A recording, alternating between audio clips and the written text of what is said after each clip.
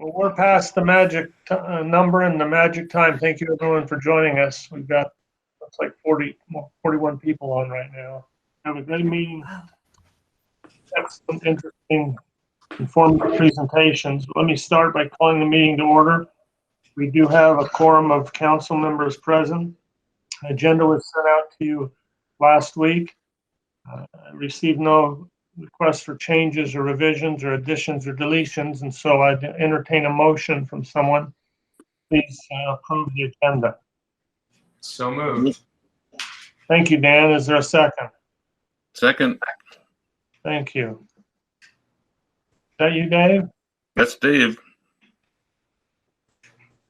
Thank you, Dave. Any debate or discussion? All in favor say aye. Aye. Any opposed, nay? Any abstentions? That's unanimous. You also received a copy of meeting notes from our meeting of January 13, 2021. Again, we received no requests for corrections or revisions. And so I would entertain a motion to approve the meeting notes of January 13, 2021. I'm So moved. second. Thank you, Dave. Who's the second? Jeff Scott. Oh, thank you, Jeff. Any debate or discussion? All in favor say aye. Aye. Any opposed, nay? Any abstentions? That's unanimous. Okay, we're going to quickly run through some update reports. I'm going to ask Laura first to give a brief review of two recent meetings, the February 9th Great Salt Lake Technical Team meeting and the February 17th Salinity Advisory Committee meeting. As you know, the technical team is, by statute, a technical advisor to our council. Laura, fire away. All right. Hello, everybody. The tech team met on February 9th. We had two presentations that day. We had the first presentation was from Ryan Rowland and Corey Engeroth from USGS about Great Salt Lake elevation. And then just in case you were wondering, the lake is down 2 feet from last year. It's at 4192.5. This time last year, it was at 4194.4. And that's about a foot away from the record low. And chances are it may go up about a foot this year, so we're still looking at staying at a pretty low lake level. I'm getting some feedback, so if you guys wouldn't all mind muting your microphones, make discussions a little easier. The second presentation was from Karin Kettnering at USU and Keith Hambrick for Forestry, Fire, and State Lands. And we talked about Phragmites control, restoration, and revegetation around the Great Salt Lake. They talked about all the areas that have been treated, how they've been treated, and what the success of that has been, as well as revegetation efforts. The Great Salt Lake Tech Team RFP request for proposals will go out this week if anyone is interested in that. And our next tech team meeting will be on May 11th. The Great Salt Lake, the Salinity Advisory Committee meeting was held on February 17th. Jeff Demblecker facilitates that.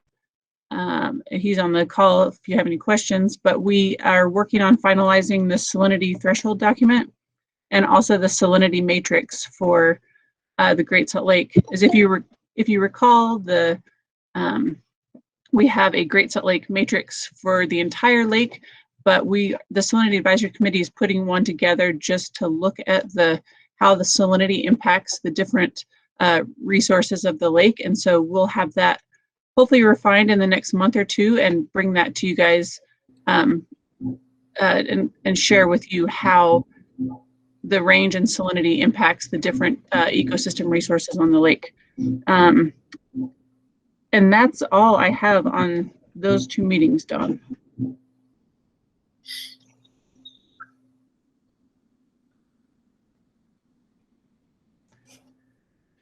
If there aren't any more questions, I think Leland is up next with. Tom had a question. Oh, Thank you. Laura, question for you and Jeff Demblecker. One thing that I've been trying to tease out is how much the lake effect is upon our snowpack, certainly for the Wasatch Front, and that has a tie to water rights and water managers. I don't know if you have the data, Jeff, to include that. The matrix doesn't include, lake levels impact and benefit to our Wasatch Front water supply. If that data is available, it'd be great to include that. Later on, I was going to suggest that as maybe a project we consider is getting more data. But if there's anything available to say a dry lake can have zero lake effect, that's one marker point. It'd be nice to capture that because I think that brings a group of stakeholders and data that says this has real impacts beyond those right on the lake. What is it? 90% of Utah's population lives, right along the frontier. And the most senior water rights would be taking what they call a hit or a haircut if we have a dry lake. So they have a vested interest. Thank you, Tom. Any response or comment on that? Just, Tom, thanks for that input. We're going to be working on a update to the Great Salt Lake Comprehensive Management Plan and Matrix. So, I mean, that's definitely something that we can take a deeper look into for the management plan. But I'm wondering if we even do that before and start to look at that as maybe a specific research topic for that we can add to the management plan revision once it's complete. So, Jeff, I can talk to you offline. I have, with my hydrologic background, there's some baseline numbers we could start with and qualify that. That'd be great. Okay, thanks. Yeah. Thanks, Tom. This is Leland. The salinity matrix. I'm sorry. No, go ahead, Jeff. The salinity matrix that the Salinity Advisory Committee is working on is really just focused on how the salinity could potentially affect the different uses of the lake. So it's not directly tied to, I mean, obviously the hydrology affects the salinity in the lake, but we're not looking at the causes of salinity change. We're just looking at what are the potential impacts if there was a salinity change. So, but I think your point is well taken. I was going to add that I think it's a good project that we might want to consider for next year's funding to get an independent project to look at the impact that the lake effect has, because it's another quiver in saying we know now that if we don't have a lake, we don't get the lake effect. And so it gives us an ability to utilize that. Mm-hmm. That was my thought exactly, Leland. This is Chris Klein. I was just going to throw in the meteorology department at University of Utah. There's a guy named Jim Steenbrough who works up there, and they've done some work with this before, so it might be good to reach out to those guys and maybe get a presentation from them to kind of understand what we know, what data gaps or technology gaps might be in the way of knowing what we need to know, so we can kind of match up the information that we need for management with what information is available, and then maybe that would be the place to direct funding to, kind of fill those gaps. Thanks, Chris. Thank you. Other comments or questions? Let's move to the next agenda item, some brief project updates. As you know, this year we're expanding our conservation impact study and recommended a study on water reuse. And I've asked Leland to give a very brief update on those projects. Leland, you're muted. There we go. Now you can hear me.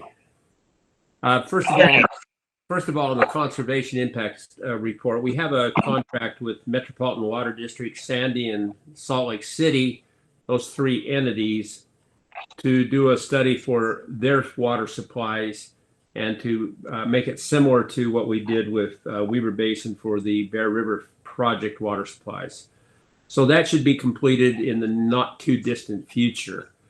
We also have looked at and talked with a lot of the Utah Lake water delivery entities.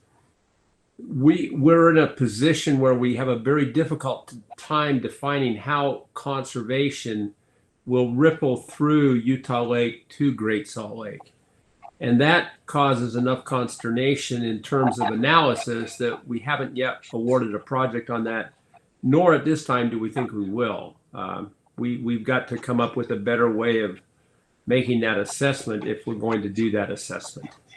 On the water reuse study, we've begun that project.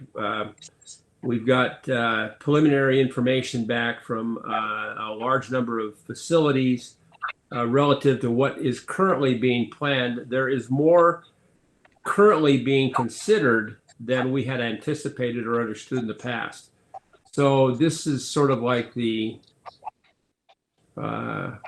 tip of the iceberg, but there are a number of projects that are either underway.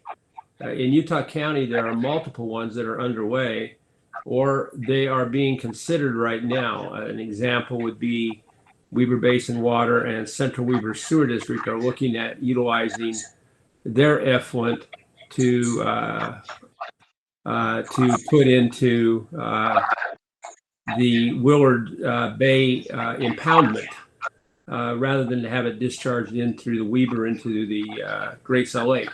However, there is some consideration that part of that water would then be used to allow water to be released into Harold Crane. So the net effect we're not sure of yet, and that's we need to assess more as to what it really means to the overall Great Salt Lake water levels. Nonetheless, that study's underway, and it has, again, some complications that we were not anticipating that we'll have to take into consideration. Any questions? Leland, Dave Livermore, what is the timing on these reports? They're so important. Are you looking at next September, or when will they be done?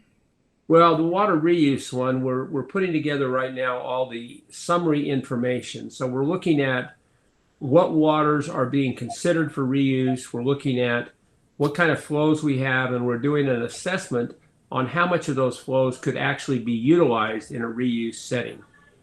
Once we have that in play, then we'll be going back to the water resource folks because they've agreed to do the modeling for it to see what the net effect of those reductions would be on the lake. But in terms of overall timing on the study for reuse, it'd probably be August, September. We're hoping to have it completed by. And in terms of the study for conservation, that one will be done by June, May, June. Okay, thanks. I had a question, Leland. This is Chris. Could you elaborate a little bit more on, I think you were talking about that your conversations with the Utah Lake water entities, and you said something about difficulties in understanding how conservation will ripple through the system. Could you elaborate on that a little bit? What does that mean? Okay, basically, it's not the way Utah Lake functions. If you understand Utah Lake, it doesn't unless you get above the term they use is compromise. Unless the water level goes above compromise, there is no spillage out of Utah Lake. What comes out of the lake is pumped. Okay. And managed, and highly managed based on water rights. So if you do conservation, the question becomes how often will you now allow spillage to occur because you reach compromise? So that's question number one. That's a dilemma. Question number two, quite honestly, the folks in Utah County have so much potential growth occurring that it's difficult to conceive that any conservation would be not just utilized by the growth. And so the water folks are looking at that reuse as part of their water plan right now. Okay. And so whether that reuse, whether that reuse occurs, but when that reuse occurs, the only question is, does it ripple through to the Great Salt Lake, or because of the releasing mechanism being pumped, does it actually impact the lake anyway? And so we were trying to define that, not having a very good success on how we can make those assessments and make it meaningful. Does that make sense? Enough for now. Yeah. If you want to discuss it more, I can offline, but it's the complexity of it makes it difficult for anybody really wanting to jump on board and do. Okay. So Don? Dan? Dan? So if all these people are going to take all this water away from the lake. The only water we're going to get in the lake is going to be from rain, snow. Well, Don, you're on mute. Dan, it'll be hard for them to take the snow and the rain away from the No, lake. that's all we'll get if they keep taking all this other water. Well, that's the reason for all these studies, is to try and bring that to everyone's attention, that we need other flows too. Yeah, these are really vital studies for the reason Dan described.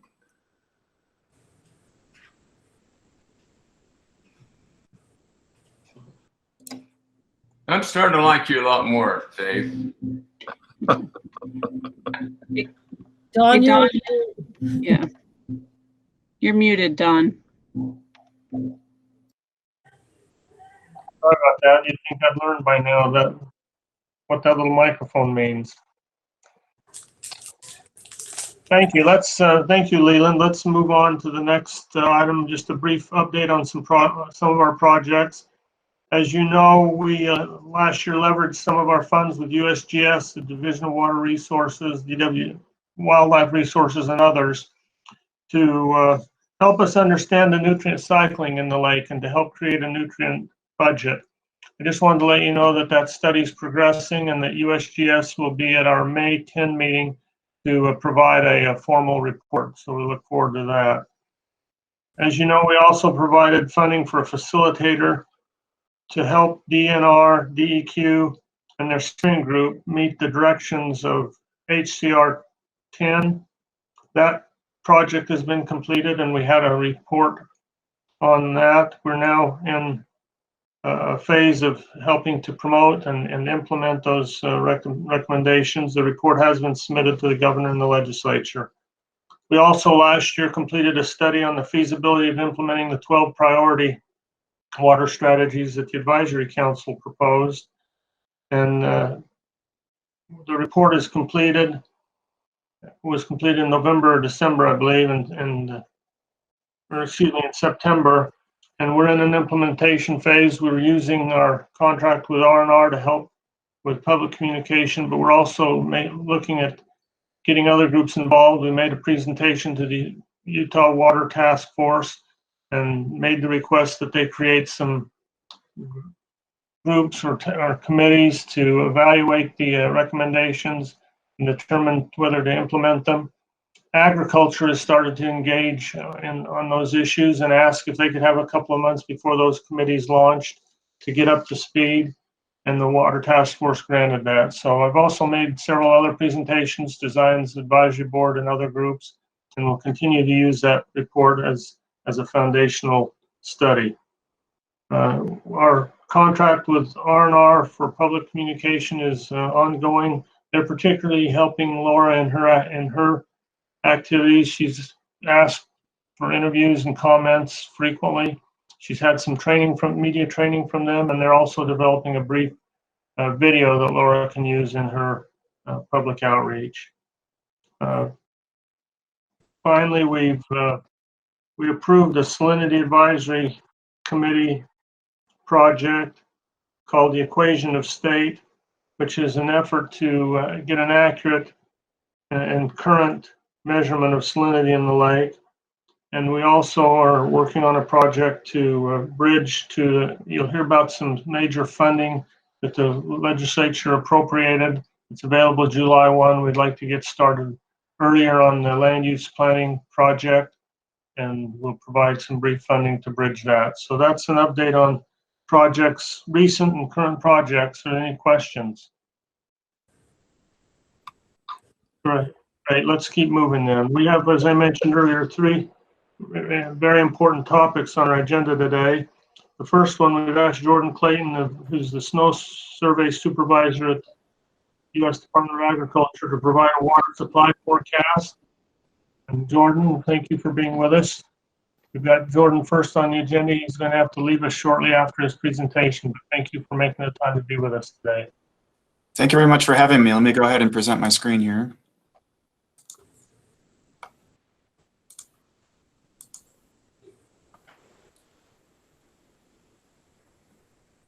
Okay, can people see my slide?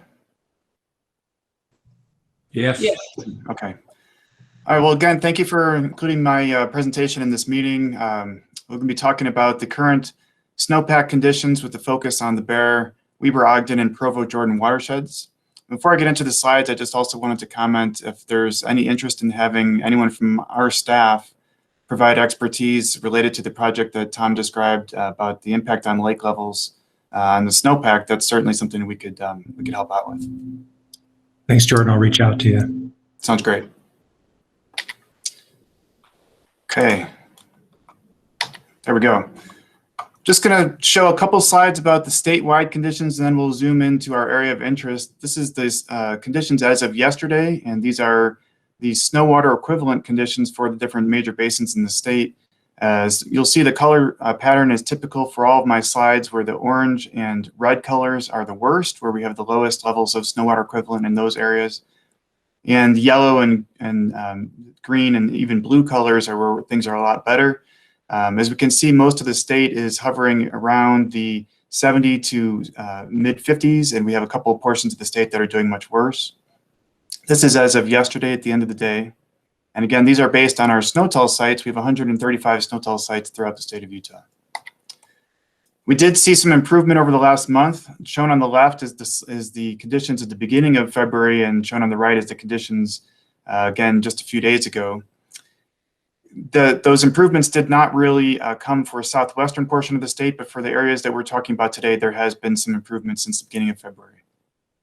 So zooming into our area of interest for this presentation, if we look at the conditions around the Great Salt Lake, this is looking now at the sub-watersheds instead of the major watersheds. You can see the percent normal for those areas. Again, this is for snow water equivalent for this time of year. So how much water is actually being stored in our snowpack.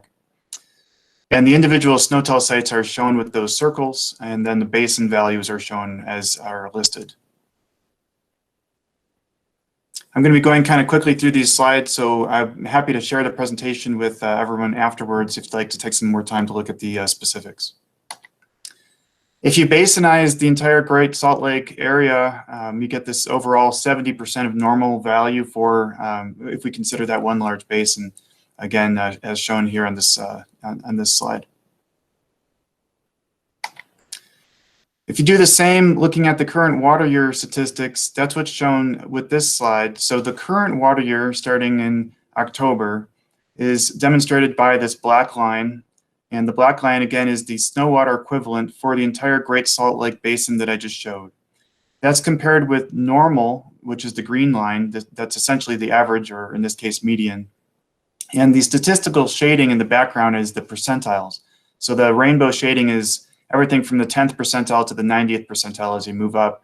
And you can also see the minimums and maximums from that based on the last 30 to 40 years of observations.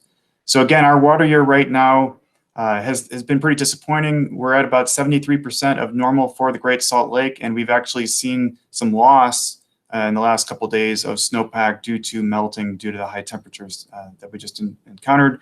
A little bit of rebound in that as of this morning with some of the snow we received overnight, but we've got a ways to go.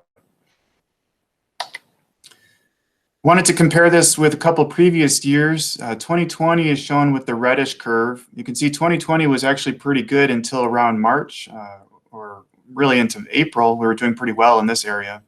And then it took a nosedive and never really recovered in terms of the snow water equivalent. Shown behind that is 2019, which is an outstanding water year and excellent snowpack. You can see 2019 is that blue line that's up much higher than average across the entire water year. We also have projection graphs. So what we do is we take a snapshot of where we're at right now, and we project forward based on the full range of observations that we've had, again, since all these SNOTEL sites were installed. And then, of course, you can get a range of outcomes from that, going from the most improbable excellent snowpack that we might receive, which would be that high purple line, or the most improbable worst snowpack that we might receive from here forward, which would be that bottom red line, and everything in between. Those are just different chunks of that projection forward. And if we look at the middle of that distribution, that's the most likely outcome. That would be the 50% projection. And if based on that, we're anticipating for the Great Salt Lake about a 15.7 inch peak snow water equivalent, which would be around 77% of normal. That's our anticipation right now, based on the fact that the typical peak is around 20.5 inches. And what's listed at the bottom, just one thing to mention, we don't anticipate receiving normal peak snow water equivalent by early April. That would be extremely unlikely based on these projections. If we now zoom into specific portions of the Great Salt Lake Basin, now just looking at the Bear River Basin, 80% of normal as of yesterday. Same thing for Weber Ogden, 73% of normal. Provo, Utah Lake, Jordan Basin, 73% of normal as well.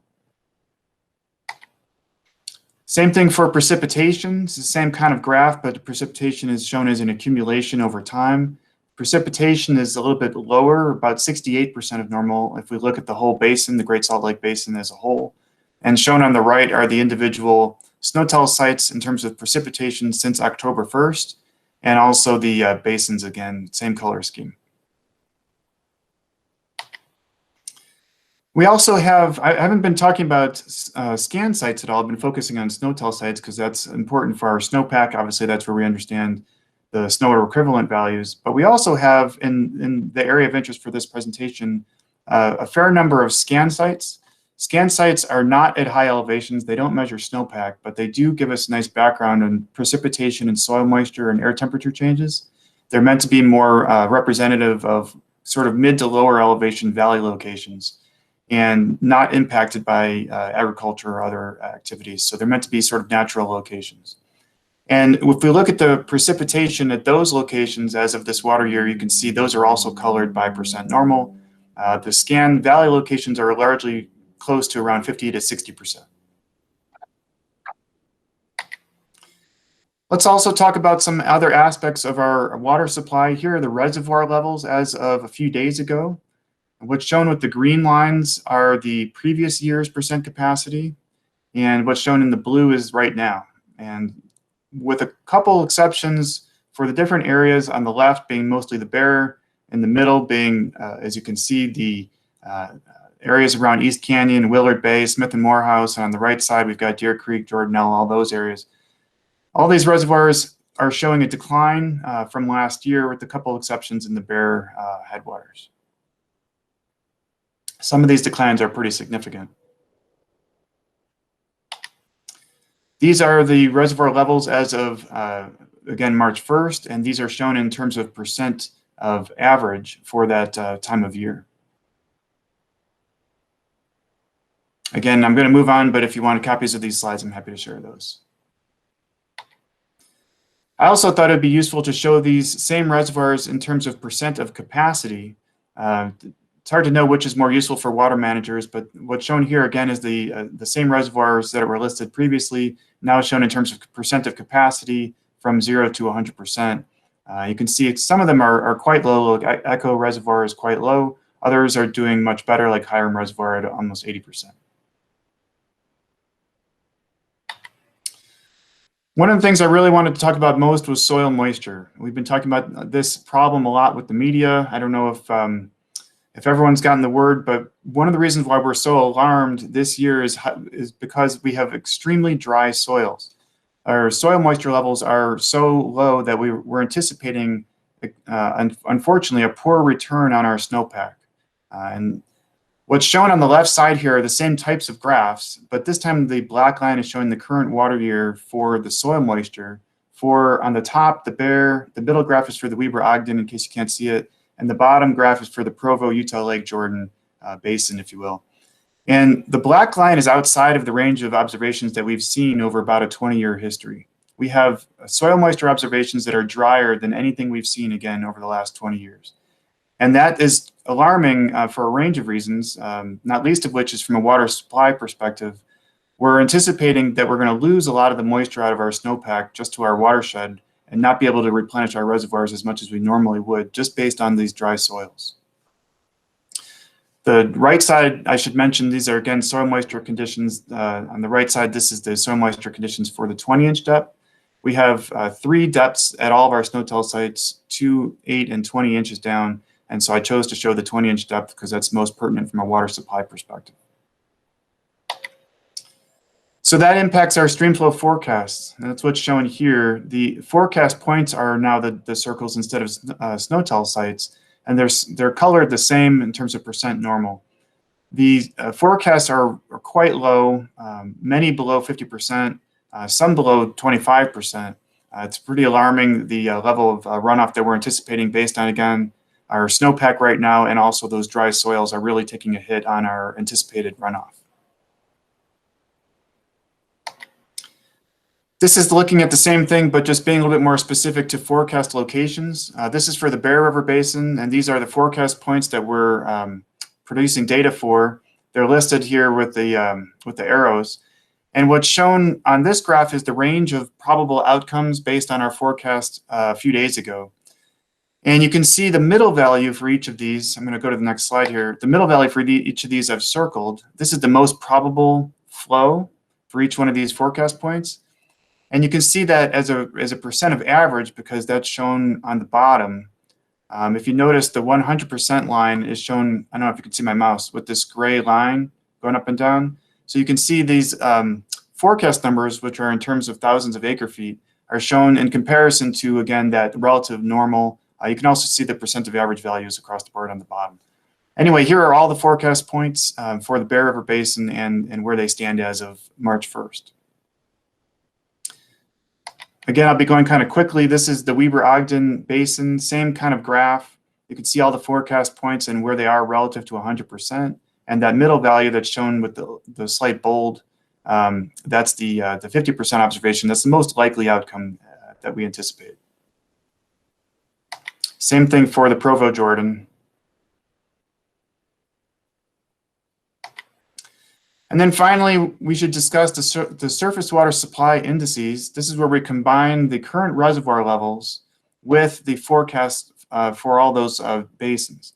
So again, we're looking at the volume, what's currently being stored in our reservoirs, and we add the volume that we're forecasting from April to July to those reservoir levels and compare it with the last 30 years.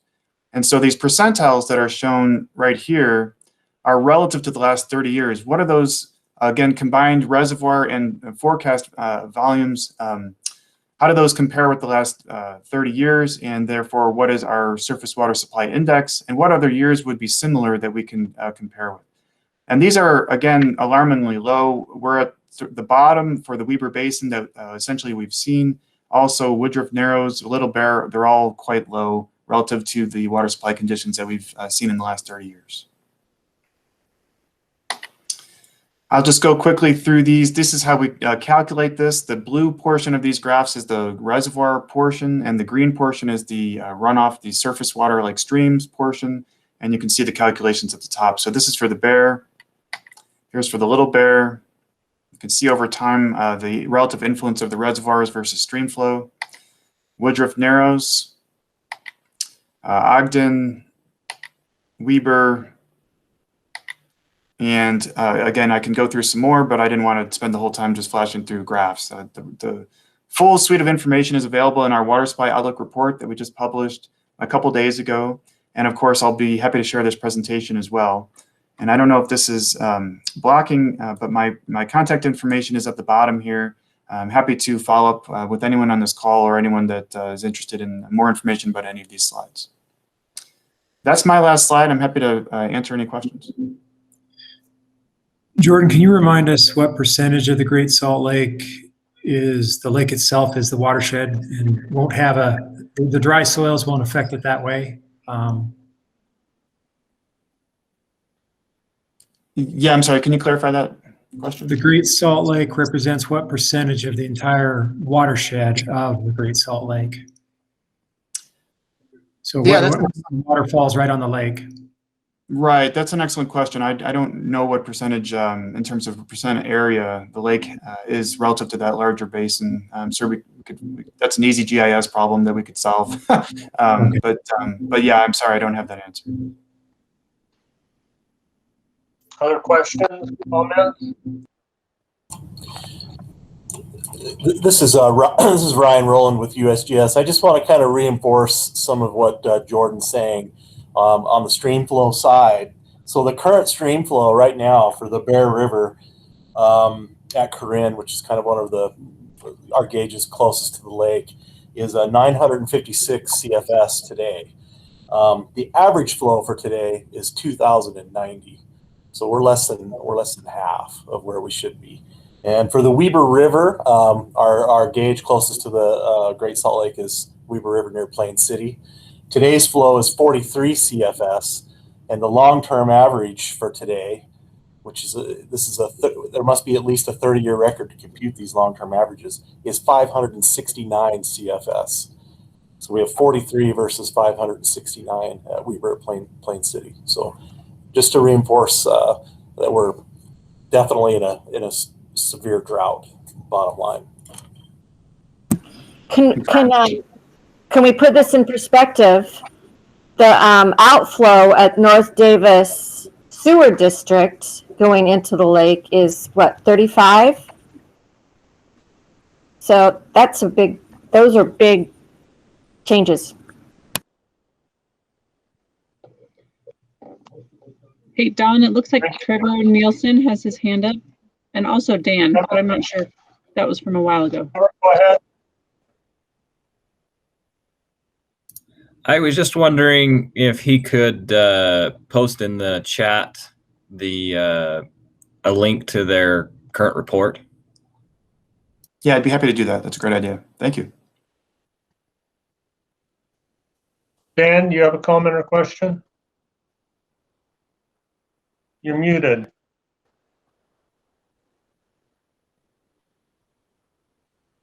Dan? Okay. There you go.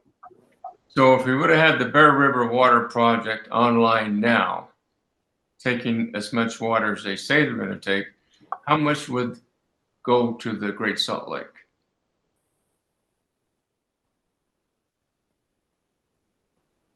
Yeah, I'm not in a position to answer that. I apologize, but maybe others on this call could help. Was Todd Adams around? I'm here, Dan. I don't have that number at the top of my head. So it would be a trickle, wouldn't it? It would be less, that's for sure. Okay. Any other questions or comments for Jordan? Jordan, thank you very much. That was very enlightening, but also just more than a wee bit discouraging. You'd work on that part of your presentation for next time. I'd appreciate it. Sounds great. I hope to be able to deliver better news. Thank you for having me. Thanks, Jordan. Okay. As you know, there have been questions raised about Bear Lake storage capacity under different scenarios, and the Utah Division of Water Resources has been working with the state of Idaho and others to answer some of those questions. They released a report entitled Impacts on Bear Lake Storage under Alternative High Runoff Management Operations. And Jake Sarago, a senior engineer with DWR, is here to summarize that report for us. Jake? Yes, sir. Good morning. I'll present. Thank you for being here, Jake. Let's see.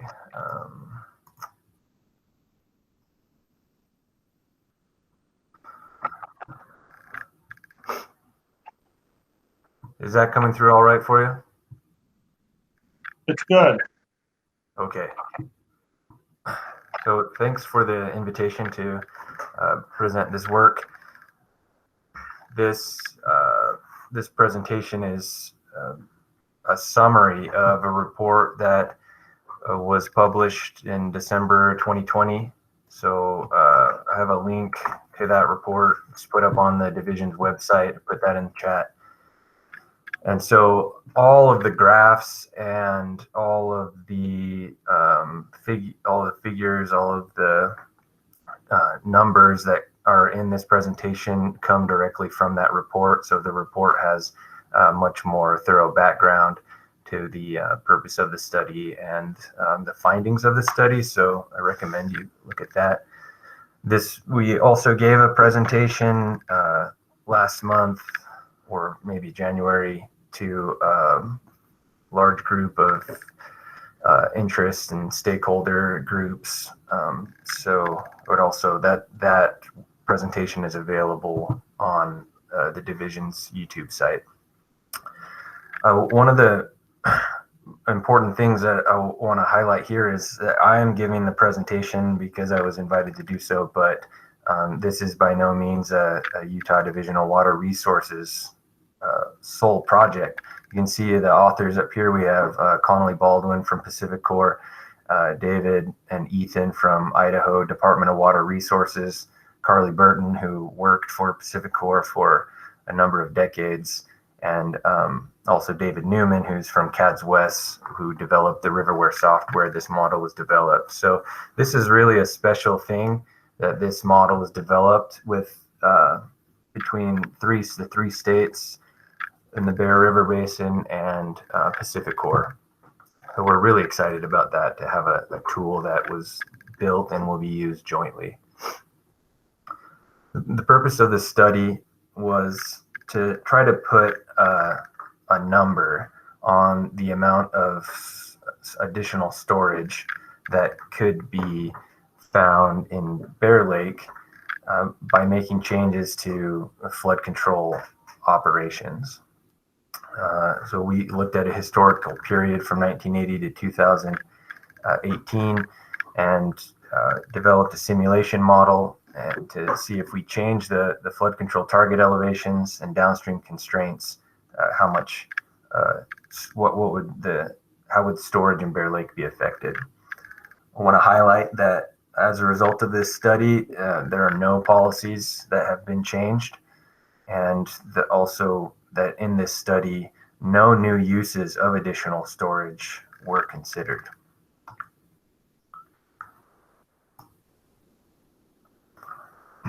So the policy executives from Idaho, Wyoming, Utah, and Pacific Corps got together, and they decided that before they kind of move forward in their negotiations and deciding what to do with the water right applications, that they wanted some more information. And so they compiled this list of questions and then commissioned a modeling group to answer them. So the questions are, how often could Bear Lake have stored additional water, and what would that volume have been? How would flows have changed going through Gentile Valley in Idaho from Grace down to just about the Oneida Narrows? How would inflows to Bear Lake from Bear River have changed? How would the elevation 5911 in Bear Lake, how would that have been changed? That affects the amount of storage that in reservoirs upstream of Bear Lake. And then how would that additional storage have impacted flows into Great Salt Lake?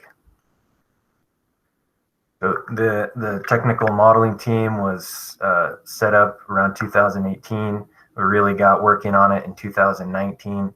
We worked really efficiently and really pretty fast, so that by January 2020, we were developing the different operations scenarios. We were giving presentations on preliminary results, and then we worked on the report and documentation, and that was published in last December. So everyone has seen that map on the left-hand side. That's the Bear River Basin. You're all probably somewhat or very familiar with it.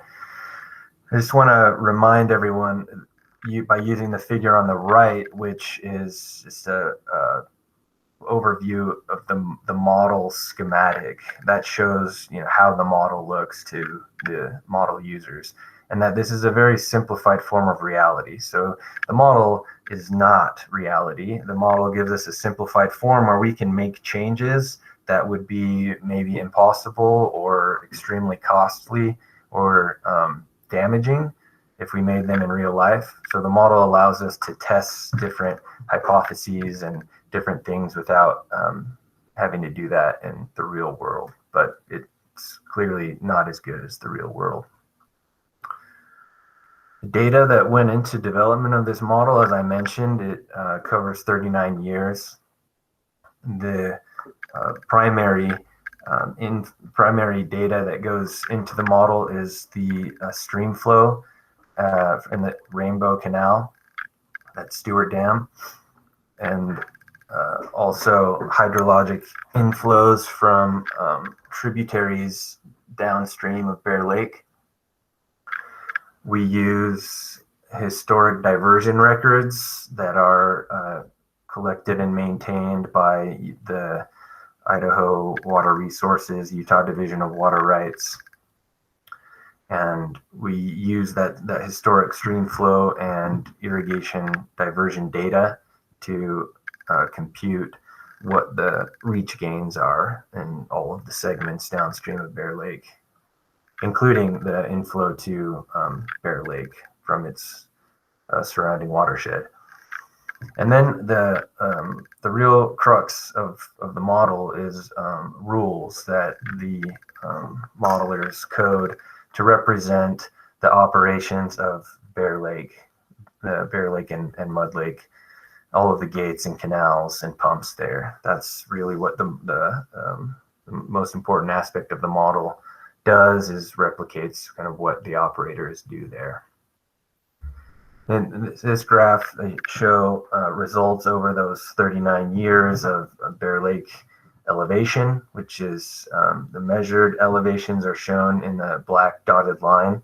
The red line shows what the model historic simulation produces. So you can see it's extremely close. The model does very well at replicating the lake's operations. Downstream, in Gentile Valley, which is downstream of Grace, Idaho, shows the stream flow. You can see that's clearly much more erratic than the reservoir elevation. Again, the observed stream flow is in the dotted black line, and the model simulation is in the red. So you can tell there's more discrepancies. It's much more difficult to simulate stream flow behavior. But you can see it's also extremely close and very suitable for the planning purposes of this model. So for this study, we developed a baseline scenario which represents the historic operations. There are a couple of key parameters that define baseline operations. Those are the PTE, the pre-runoff target elevations, and the target maximum flow through Gentile Valley. So the target maximum flow is the stream flow above which flooding occurs in that area. And so PacifiCorp tries to limit the high runoff in that reach. The default PTE, 5918, the range of PTE is 4 feet from 5916 to 5920, and that PTE is determined by the forecast, the stream flow forecast available. The fill target, 5922.5, that's where Bear Lake tries to get in the runoff season. And then the highest possible elevation is 5923.65. So those are parameters that are governed by the operations agreement and by PacifiCorp's operating policy, and those are parameters that we changed for these scenarios. This table is in the report, and so I just wanted to go over it in case you look at it, but this shows the scenarios. So the gray box here, scenario 9, that represents the baseline condition where the change to the PTE range is 0 feet and the target maximum flow in Gentile Valley is 1500 CFS. And so you can see the range of parameters that we tested. There's increased flow threshold in Gentile Valley all the way up to 3000 CFS, and a change in the PTE range from 1 foot lower up to 3.5 feet higher. And these highlighted scenarios are those that the modeling group thought might be optimal choices based on certain criteria. And lastly, before I get into the results, it's important we detail this in the report, but because there's currently no policy for how that additional storage water was used at this time, it provided a challenge for how to represent these scenarios in the model. And the fact that related, there are no new demands have been included in the model. It's only the model only has historic diversions presently. So in order to do this, we used two different methods. One, which said the continuous simulation, which said none of the additional storage water will be used. It will stay in the lake and carry over year to year until it's released for flood control purpose. And then the other was a method which removes all of the additional storage August of every year. So that's analogous to consumptively using immediately all of the water in the reservoir, and it's at the reservoir. So it's an impossible scenario, but these two methods give a range of possibilities. And results from both of these methods are shown using perfect forecast information. Okay, so I'll go through each of the questions briefly and then take questions from everyone. So the first question is, when would additional storage have been available? And the short answer is whenever we enter into a dry period. So I mentioned we were using perfect stream flow forecast. What that means is it says in reality, as Jordan showed, we can make estimates of what the stream flow might be, but we don't know. So in this model, we assume that our in hindsight, if we had perfect knowledge, we knew exactly. In other words, our forecast accuracy is 100%. And there are issues with that, but we recognize them, and I'll address that more later.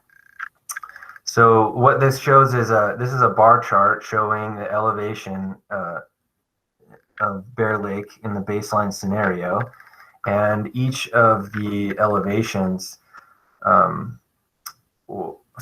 Each year is classified as to whether or not flood control releases were made. So the blue and the red bars, those are years in which flood control releases were made at Bear Lake. And the red bars indicate the years in which additional storage water would have been available by changing flood control operations, and the years when that additional storage was greatest and perhaps could have been most useful. So you can see that when flood control operations are modified in the ways that we tested, you can see it's transitioning into a dry period when that amount of volume would be the greatest. There are 4 of those, so it's about 10% of the years that we evaluated is when additional storage would have been available. How much would that additional storage be? In short, the average during those 4 years would be 58,000 acre feet for every 1 foot increase in PTE. You can see that in the graph, in the table here. Again, down here is scenario 9. There's 0 additional storage because that's the baseline scenario. And just about every time you move up a foot, it's about 58,000 acre feet. And you can notice that also there's no sensitivity or dependence really on what the target maximum flow is. So at 2 feet, there's additional 110,000 acre feet, and it's the same no matter what the threshold is, which tells you that you have to solve the issue of flooding downstream before the additional storage can be attained.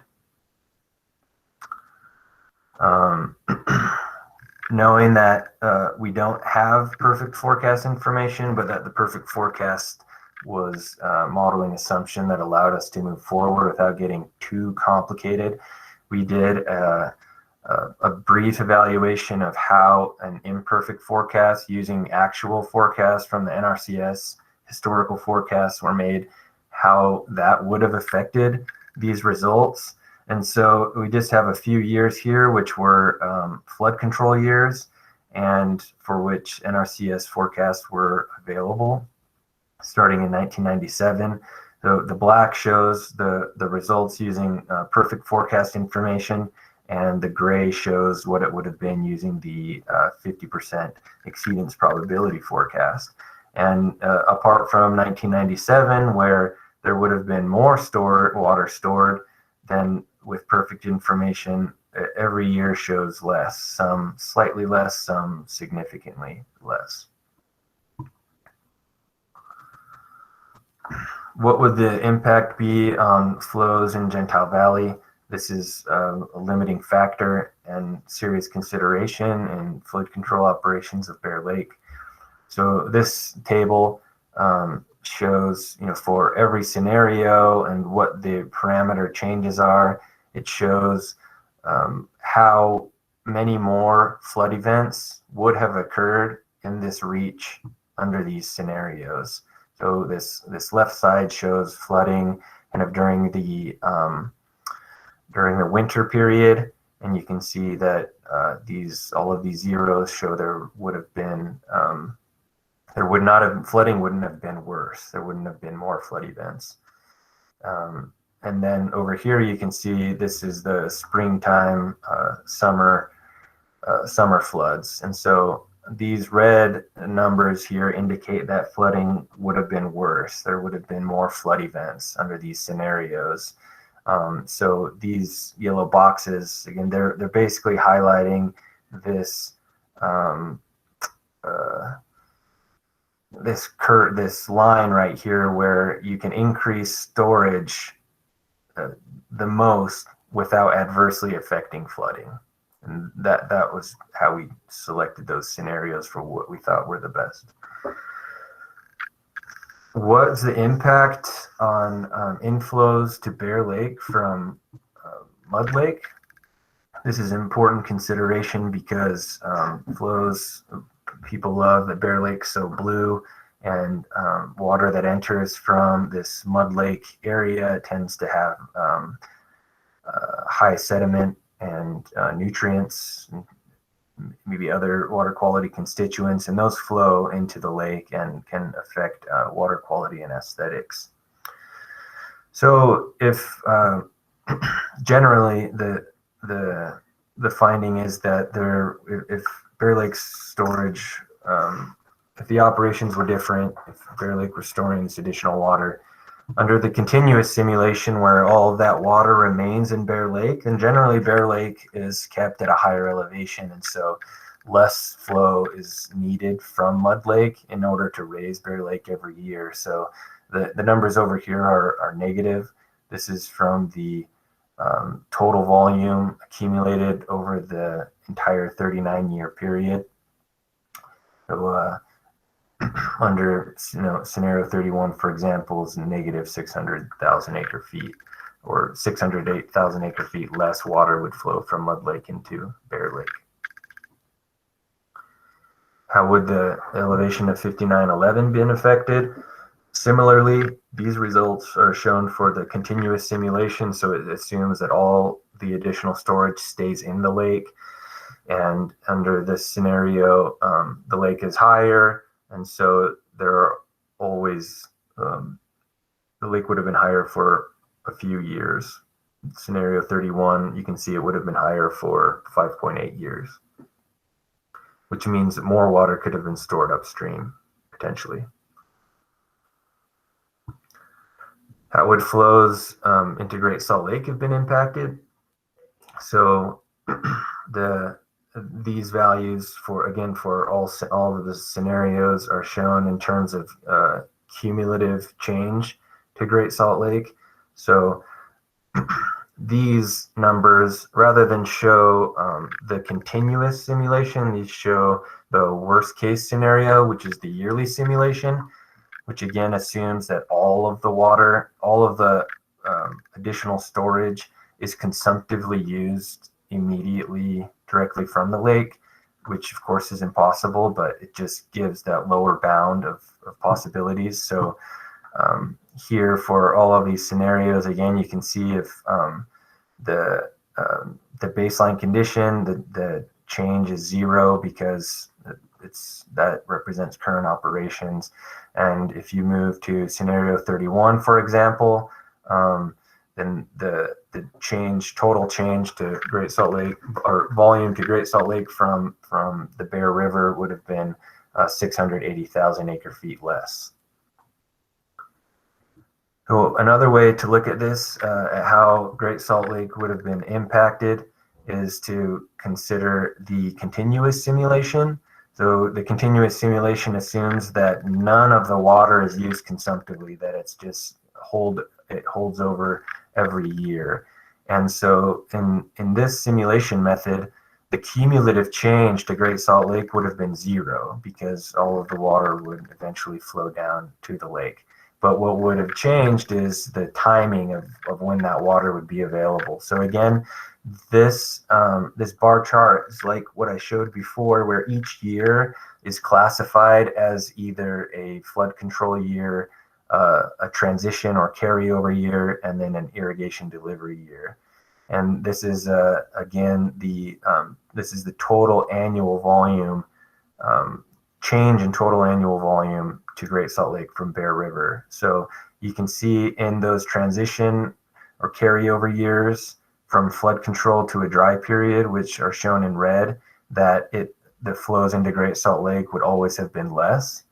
But there are some years under this simulation method where the inflow to Great Salt Lake would have been higher. And those are mostly during flood control years, when more water would have gotten to Great Salt Lake. It wouldn't have been stored at Bear Lake. So in summary, with the changes we looked at, and they're just very specific changes to flood control operations, significant additional storage could have been available, primarily when entering a dry period. That before the operations can change and before more water could be stored in Bear Lake, then the issue of flooding and stream flow conveyance in Gentile Valley has to be addressed. That under these scenarios, there's a decrease of inflow to Bear Lake, but the reason for that is because Bear Lake is higher. So Bear Lake can be too high, can cause flooding. But the reason inflows to Bear Lake are important is because obviously for water quality and aesthetic issues. The effects downstream of Bear Lake really depend on how that water is used. So that is really important consideration. We didn't have much information, or we didn't really include that in this study. That's why we tried to look at the two extremes of not using any water and of using all of it.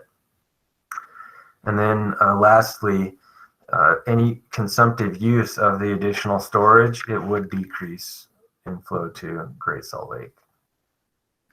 So lastly, after completing the study, the modeling group recommendations that we made to the policy group, and the policy group has agrees with and accepts, is that's to continually develop the model, to maintain it and refine it together. That means, Idaho, Wyoming, Utah, and PacifiCorp all working together, and how we might do that is not yet decided, but we could have a memorandum of understanding, have a shared space to store the model, share it, review it when we make changes.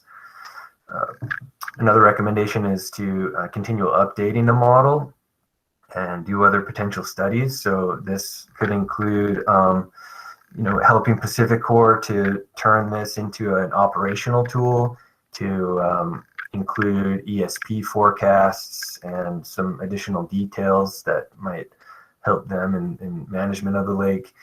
It could be, we're planning to extend the model upstream all the way to the headwaters, and it could be used for water rights accounting and a number of other things that we suggest in the report.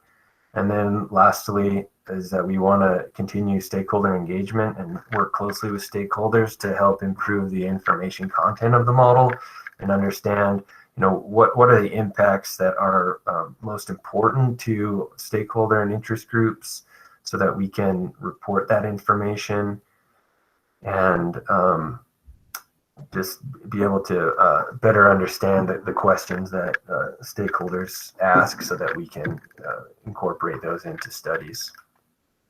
So there's my email address. Anyone has questions or wants to talk about the model, happy to do that. And I see that I had it says questions there. It got cropped off, so maybe I shouldn't take questions. I don't know what it's telling me, but Thank you, Jake. We do have time for a couple of questions. Someone have a question of Jake? I think Chris typed the question in the box, Jake, and then Zach raised his hand. Yeah.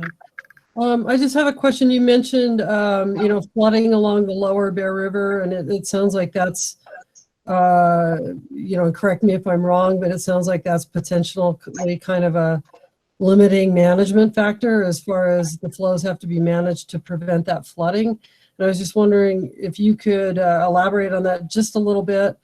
Is it an issue? And if so, kind of briefly, what is the issue, and is there, I guess basically what's the issue? Mm-hmm. Yeah, thanks. Good question. So the issue that, first of all, just that stretch is in Gentile Valley, so it's completely in Idaho. So it's an issue with Idaho landowners. And there are a couple of issues. One is that farmers and grazers there have encroached the floodplain, so that basically any time that the waters leave the river channel, it causes flooding on the land, which can result in damages and loss of ability to graze and stuff there. And then there are also some structural issues. So there are some bridges and other buildings in the floodplain, and so one of the mandates of operating Bear Lake is that PacifiCorp tries to reduce flooding downstream, and so that's the issue. Have any options been discussed to kind of correct those floodplain encroachments, or are those kind of locked into land use rights or privileges or whatever, to where, say buying an easement from a farmer to, take that floodplain land out of production, are those possibilities or, being discussed? Yeah, there are, and that's one of the potential solutions. There's a handful of solutions that they're discussing and trying to work through. Okay, thank you. Zach, I see your hands up. Do you want to ask your question? Yes, thank you. Good morning, Jake. Just a question on climate change. Did the model anticipate a reduction in flows via climate change, shrinking of snowpacks? And if so, is there a % reduction in water flow that the model anticipated, or was it just a historical observation looking at past flows? A great question, Zach. I'm glad you brought that up. So this study only looked at the historic period. So we simulated 1980 to 2018. That includes historic stream flow and historic use. But one of the recommendations that we make in the report is for further model updates and further study. And one of the points is to look at higher uncertainty. So that involves, looking at the impact of forecasts, how forecasts improve or affect the management of the river system, but also looking at uncertainty about stream flow. So we can look at different hydrology sets. So what I mean is we've set the model up so that that can be done with relative ease. It's just developing the input sets. Thank you, Zach. I see that Candace Hausniger has her hand up. Do you have a comment or question, Candace? Yeah, this is just a comment to add to Jake's response. Zach, thank you for your comment. And I think that's one of the best things about this model is this is phase one, and we can do a lot of really neat things with it where the model didn't exist before with the comprehensive modeling of Bear Lake and its impacts on the Bear River system to be able to incorporate climate change. So I think it's a great step. And I just wanted to give a huge shout out to Jake and Conley and the folks from Idaho. They put in hours and hours of work, not only developing this model, but also reaching out and engaging with stakeholders. So I appreciate all of you who are able to make our stakeholder meetings. And yeah, it's just really exciting to have these initial phase one of the model completed and looking forward to future phases of future development. Thank you, Candace. We'll let that be the final word. Jake, thank you so much for your time and your presentation. I would like to load the presentation on our website if that's okay. Yep. Oh, right, great. Thank you. Thank you very much. Let's go to the next agenda item.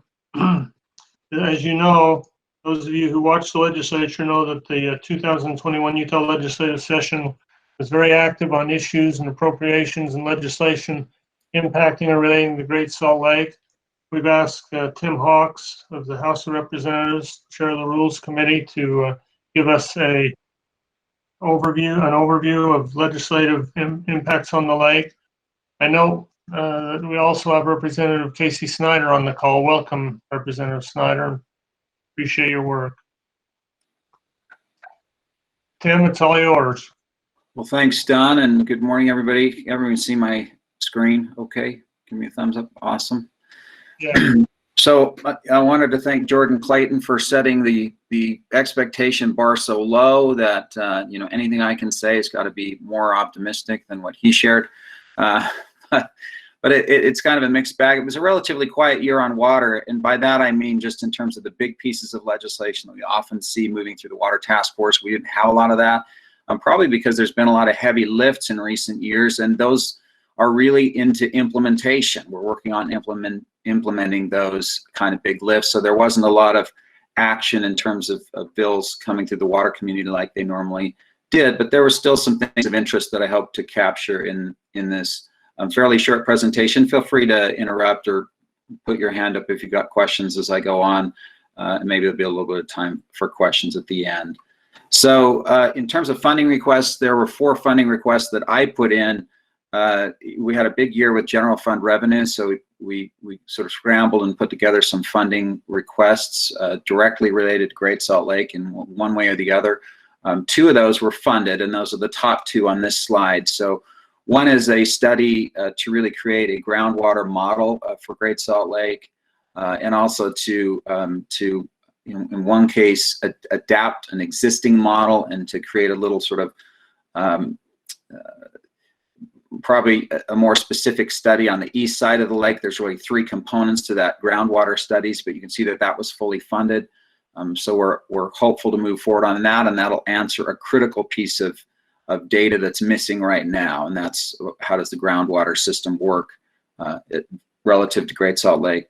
The second study was excited to get funded, and that is to really explore the link between land use planning and water planning. Those linkages really aren't there right now. Those decisions are kind of made in isolation. So it's a study to kind of look at how can we make sure that some of these water questions get pulled into land use decisions, which are often made at the local level. How can we make sure that they inform each other? And that's what that study does.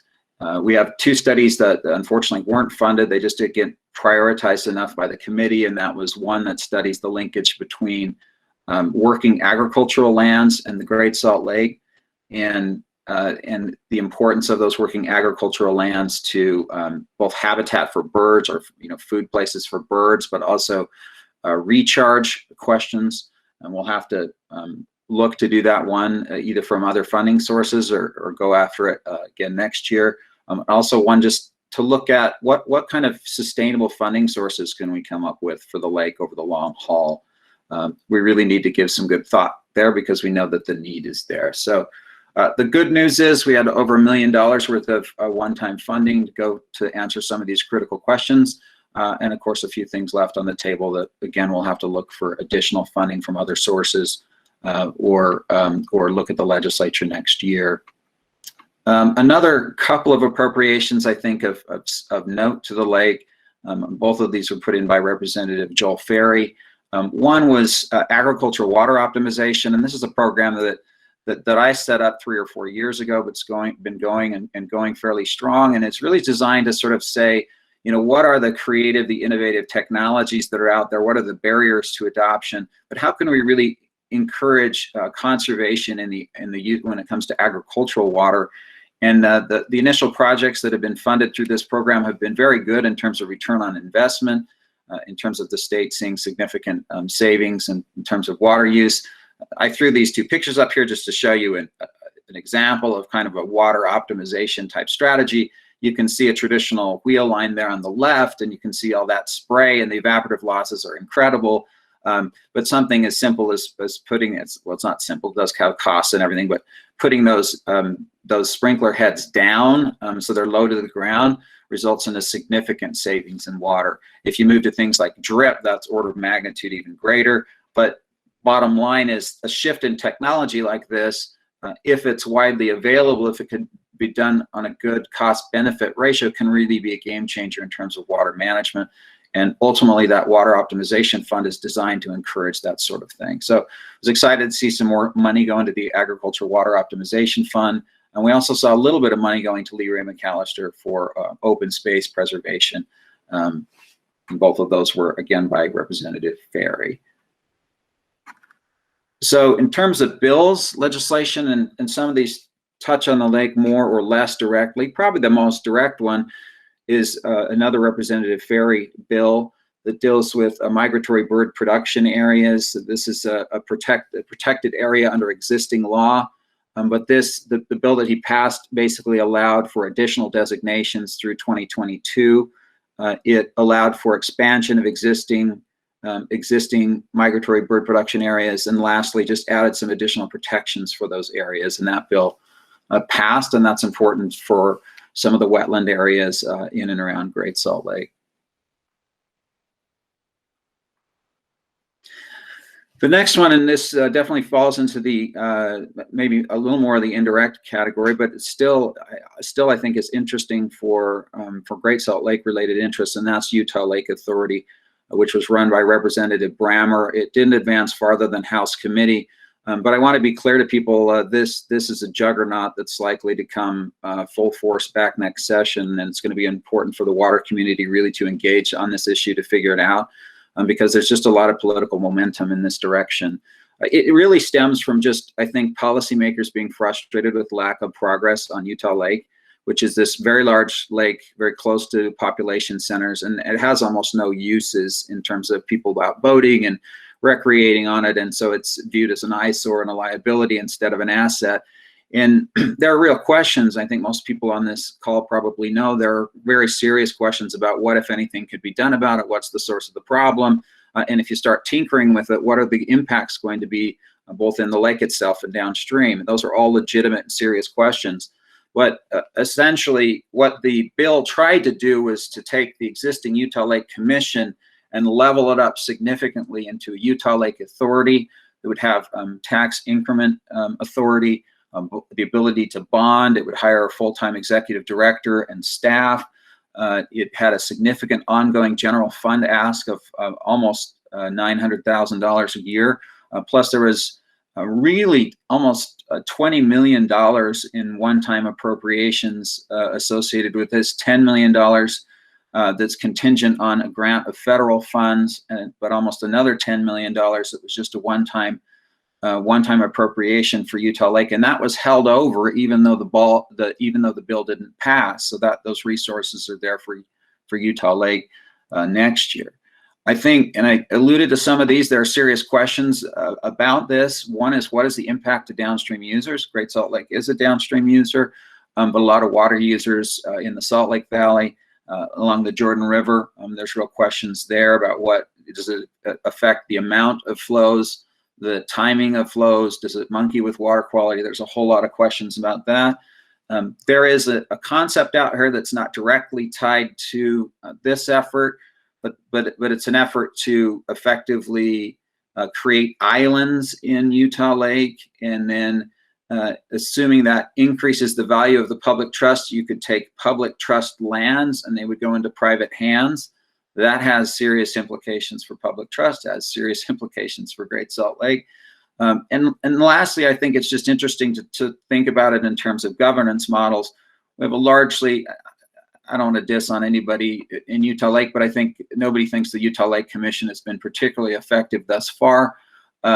This is going a very different direction in terms of a much more robust authority to deal with the lake. Great Salt Lake has done really well in terms of answering research questions with an informal model, right? But it's going to be interesting to watch how this plays out in Utah Lake and what it means for the future of lake management when we look at some of these critical resources around the state. There was a bill that came through late and deals with a subject that's a little bit near and dear to my heart, and that's secondary metering. And I won't go into, most of you are aware of secondary metering. It's a really important water conservation tool to just measure what people are using for their outdoor watering. This is really a problem in Davis and Weber counties, but a few other places around the state where basically old irrigation systems were converted to secondary water systems because it was the cheapest way to get water to people for their outdoor use. It is a thorny and difficult problem. I think the costs to fix it, to retrofit these existing systems is very expensive. It's on the order of $250 million just to fix it sort of along the Wasatch Front in northern Utah.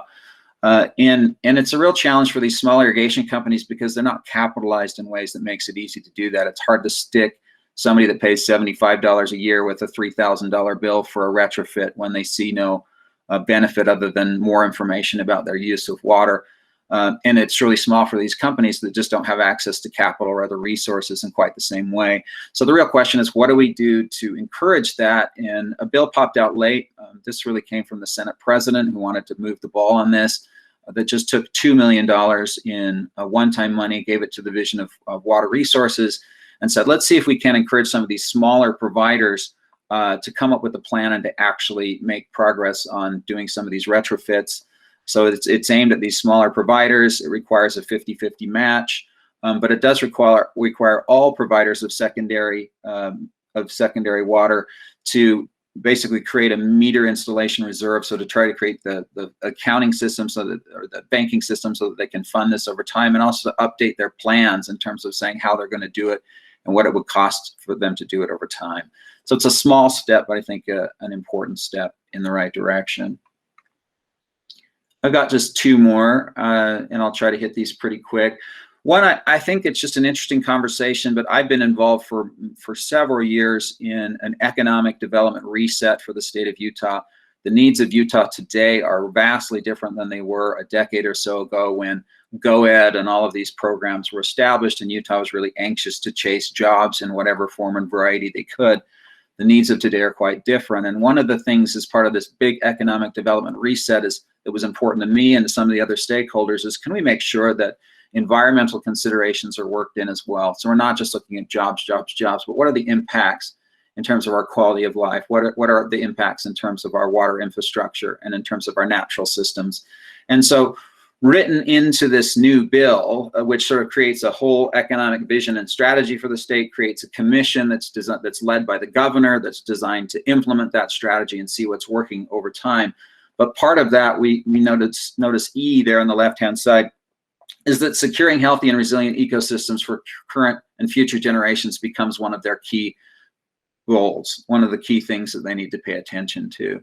And you'll notice that it also says, if you look on the right, that the commission shall, and then it really pulls in a lot of these key water discussions that we've had over the years, right? The commission needs to make sure that we're promoting conservation, optimal use of water resources, infrastructure and development, water quality, water for recreation, wastewater treatment, and protecting and restoring healthy ecosystems. That's not going to change anything overnight, but it does ensure that these pieces are part of the conversation, and I think that's an important step. The last, I lost it there. The last bill, and there's really not time. Can you all see that? The 399? Or did it stop presenting? Can you see it? Yeah. I don't have time to go into this one with any great detail, but let me just say, you know, I think a lot of us have been troubled by the Promontory Point landfill, the process there and how it rolled out. I remain troubled by it, and I think it's not a good process, and I think it's had some real problems.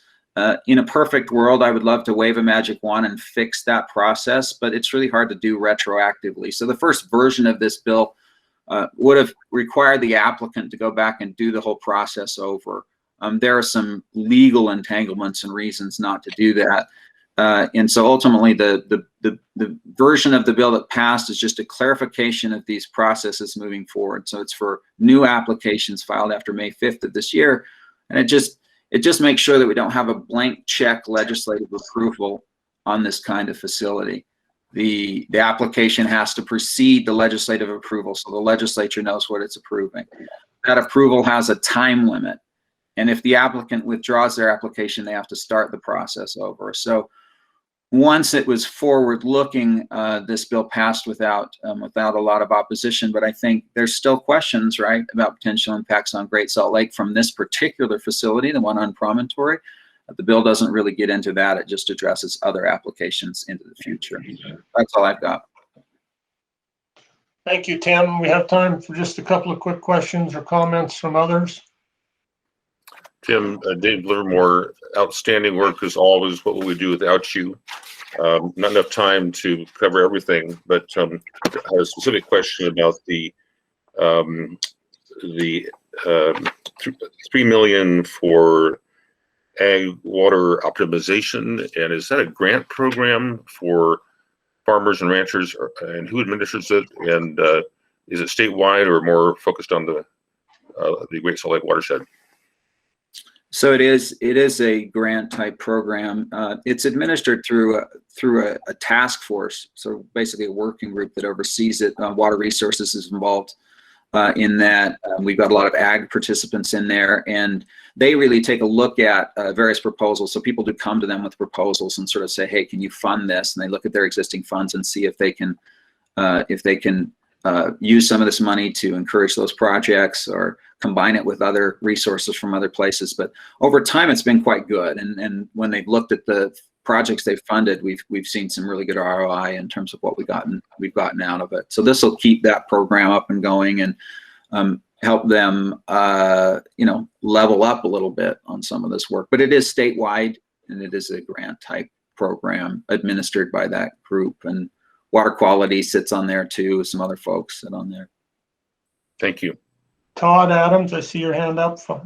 Yeah, just a question on that, Representative Hawks. I thought that went to the Department of Ag, and that was for on-farm improvements rather than to the task force. Like the $3 million or whatever went to the Department of Ag a couple years ago. So I'd have to check the exact funding, but again, it was for the purposes of ag optimization. And my understanding it was for that group, Todd. No, wherever the funding resides formally, it was designed for that work. I'll double check that with Representative Ferry, but this is not a separate ag optimization thing. That is that group's work, as far as I understand. Okay, because I understood it going to the Department of Ag for the on-farm grants and loans that happened. So we'll check into it. Yeah, I'll look into that as well, Todd. Get back to you on that. Thank you, Todd. One more question or comment? Great. Thank you, Representative Hawks, for that summary and for all the great activity on the Hill. You bet. Thanks, everybody. We're running a little bit late. I apologize for that. We do, by practice, have a public comment period. Is there anyone who would like to make a public comment? Let me know who it is, and we'll see how much time we can allocate. Hearing none, thank you. We'll move to the next item on the agenda. Council deliberations. Any issues or topics that council members would like to raise or recommend for future consideration? Lastly, then, let me mention that we've published our February 2021 annual report. You've received copies of it electronically. We'll have hard copies to hand out at the next meeting. I want to thank Nature Conservancy for loaning us their graphic designer for putting it together. Laura Vernon wrote much of the text, and Neville worked on edits and images, and I appreciate everyone's help. It was sent out to you yesterday. Hopefully you've had a chance to look at it, because I'd like to ask for a vote of approval for that annual report. Any questions? I move for approval of the annual report. Thank you, Dave. Is there a second? I second the motion. Thank you, Leland. Any debate or discussion? All in favor say aye. Aye. All opposed, nay. Any abstentions? That's unanimous. Well, thank you very much to everyone who participated. Good attendance, good discussion, good information. Again, if you do have suggestions for content for future meetings, I appreciate your passing that along either to myself or to Dave Livermore or to Laura Vernon. Our next meeting is Wednesday, May 12th, again at 10 o'clock. I assume it'll be a virtual meeting again. I'll entertain a motion to adjourn. So moved. Thank you. Is there a second? Second. Thank you, Joe. Any debate or discussion? Nope. All in favor say aye. Aye. Any opposed, nay. Any abstentions? It's unanimous. Thank you, everyone. Have a good day.